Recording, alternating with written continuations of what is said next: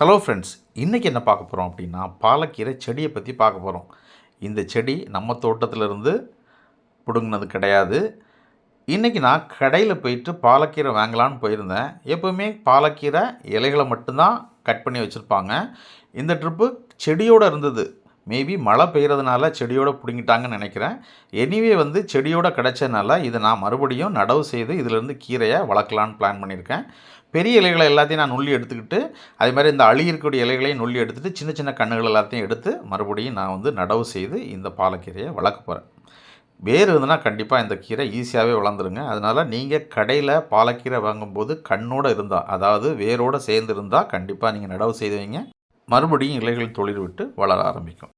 பாலக்கீரையோட விதைகள் ஆன்லைனில் கிடைக்குது. நீங்கள் வாங்கி விதைத்து கீரையை வளர்க்க முயற்சி பண்ணுங்கள். வீடியோ பிடிச்சிருந்தால் லைக் பண்ணுங்கள். சேனலை மறக்காமல் சப்ஸ்கிரைப் பண்ணுங்கள்.